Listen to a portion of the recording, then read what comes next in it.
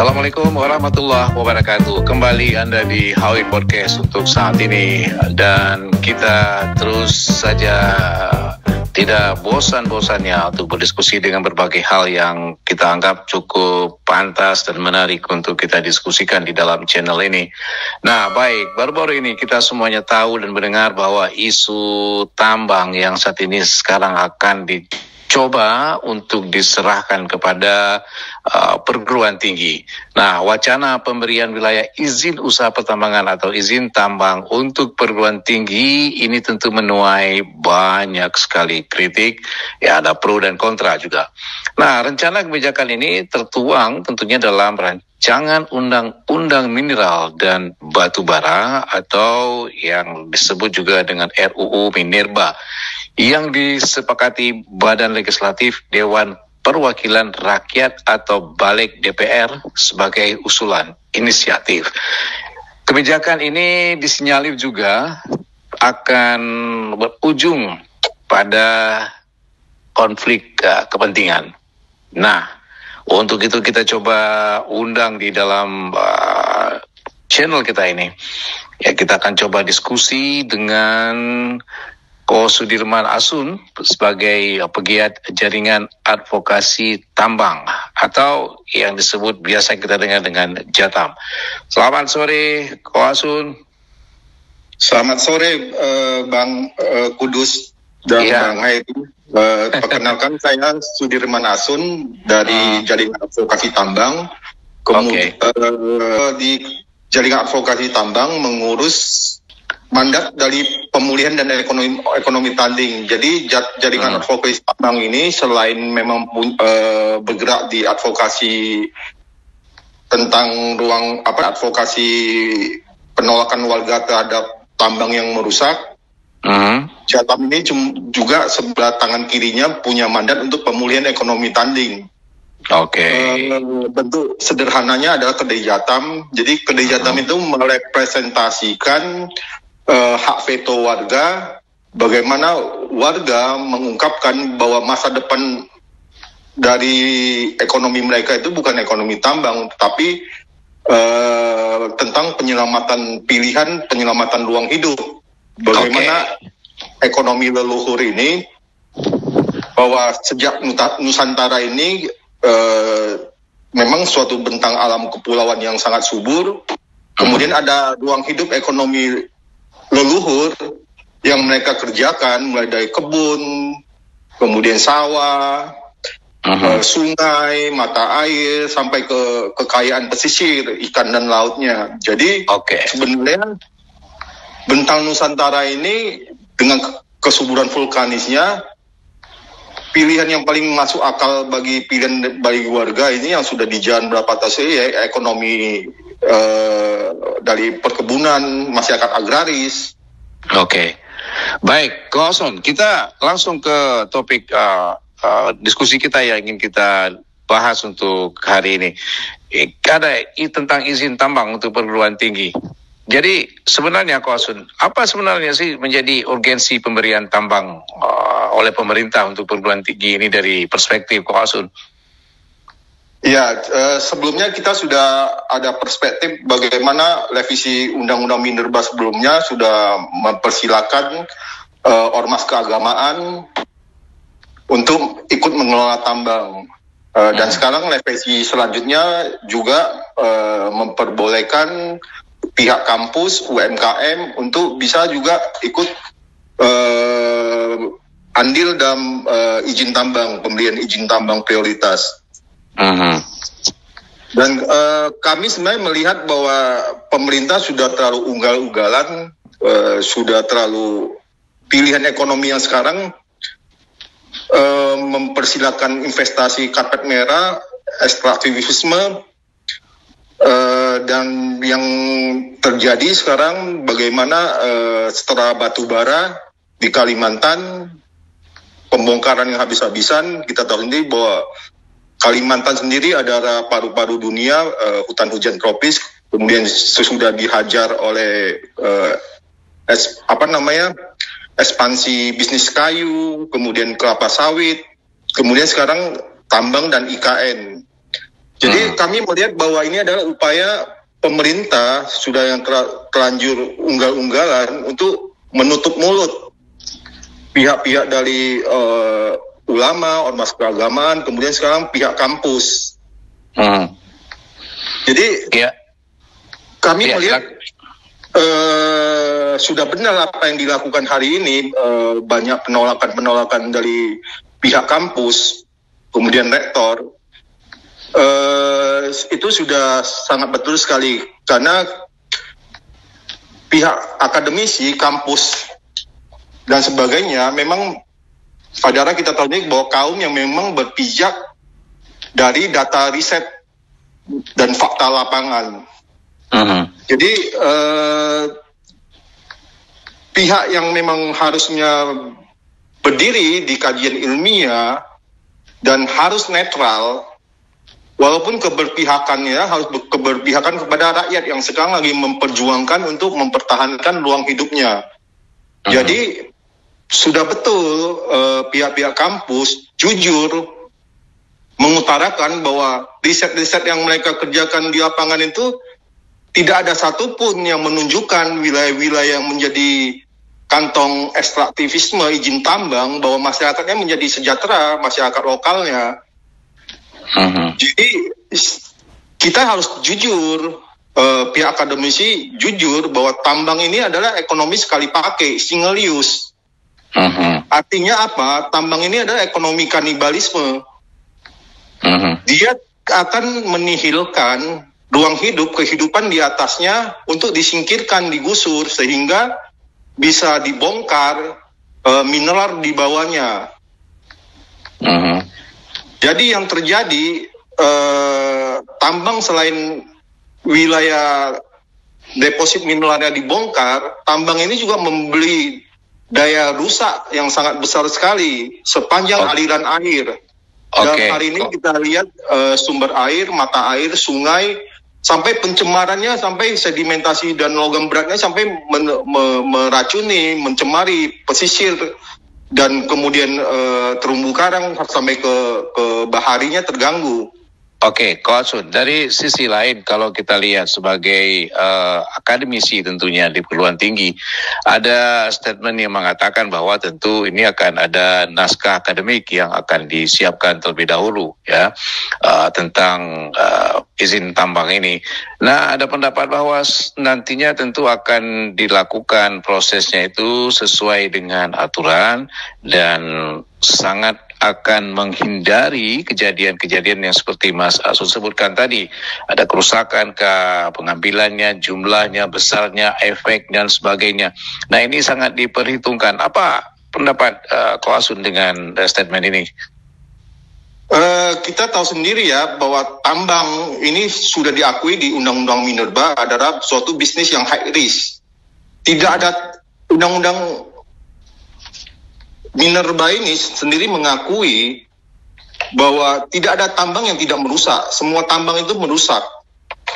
Makanya harus dibatasi oleh ketentuan, harus ada dibatasi oleh peraturan yang ketat, pengawasan yang ketat, supaya daya rusak ini bisa dibatasi.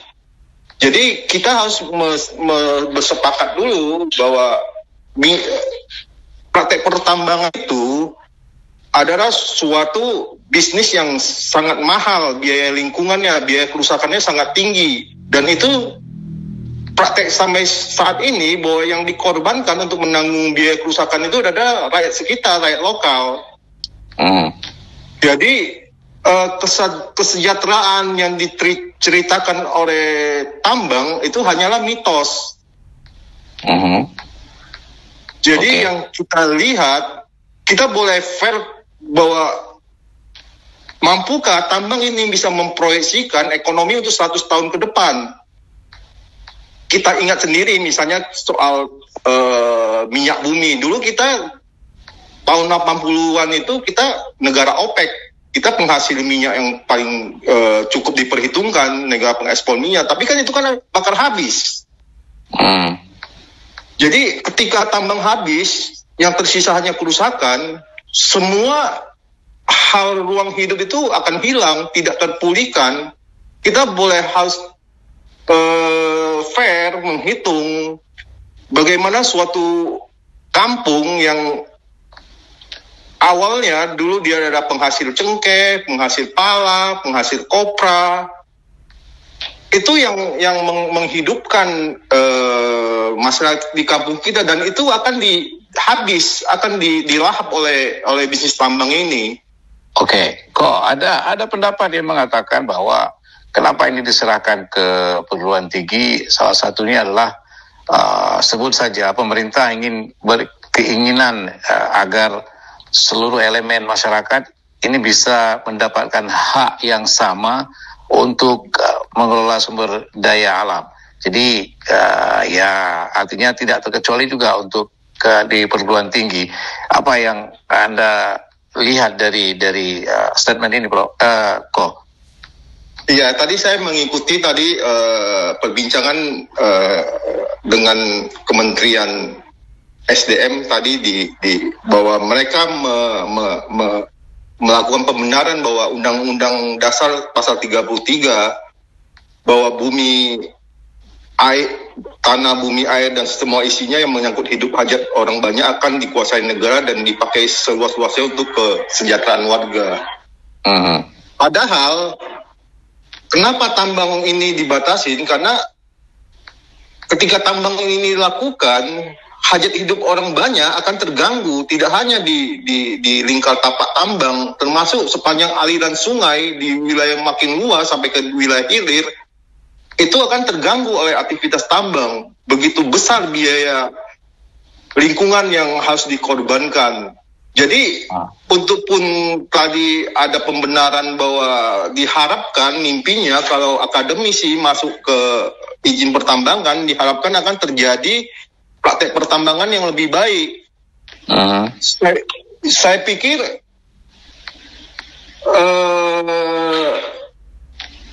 selama ini bahwa banyak, walaupun itu oknum, banyak juga kajian lingkungan itu adalah kajian lingkungan yang curang, yang copy paste. Ya kita tahulah bagaimana busuknya kajian AMDAL di Indonesia, mulai dari copy paste, kemudian partisipasi warganya fiktif, dan itu pelakunya kita tahu itu oknum di akademisi.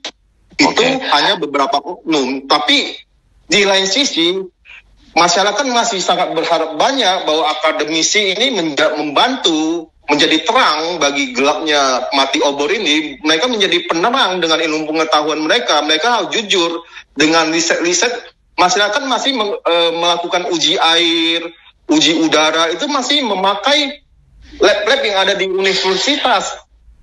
Bagaimana kalau lab-lab universitas ini yang menjadi pelaku tambang, masyarakat masih bisa nggak berharap ke akademisi untuk mereka netral, berbicara atas nama ilmu pengetahuan? Tidak bisa lagi, karena itu akan kontradiktif. Ya, kok tadi bicara netral ya, artinya itu terkait dengan independensi.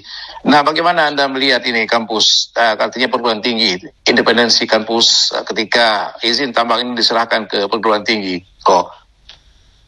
Ya, sebenarnya di sisi lain bahwa akademisi harus netral, harus berpijak, harus berbicara atas nama ilmu pengetahuan, menyajikan fakta, data di lapangan bahwa tambang ini tidak memberi kesejahteraan, malah membuat kerusakan, kemiskinan.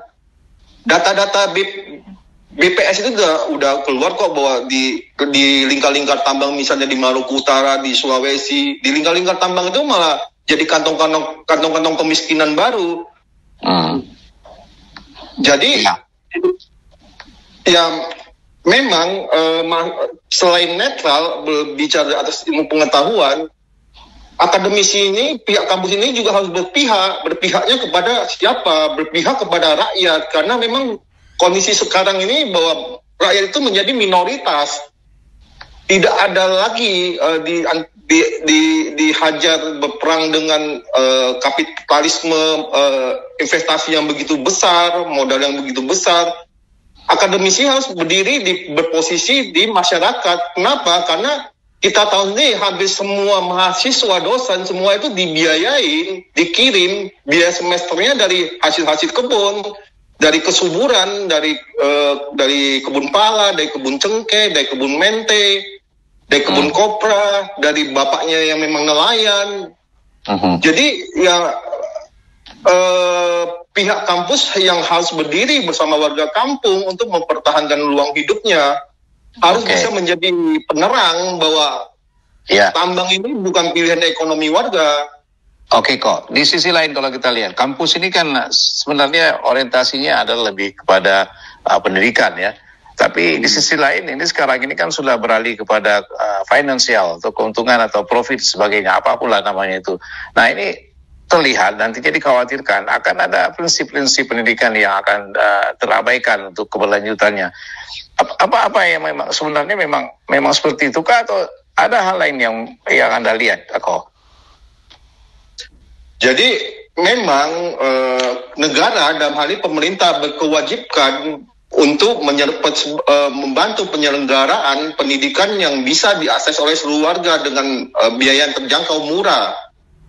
Itu kewajiban negara, kewajiban pemerintah, tapi tidak bisa menormalisasi bahwa pemerintah tidak mampu sebagai penyelenggara memberikan pendidikan yang murah yang terjangkau oleh masyarakat dengan bahwa silakan kalian dipersenjatai dengan undang-undang boleh membuka bisnis tambang.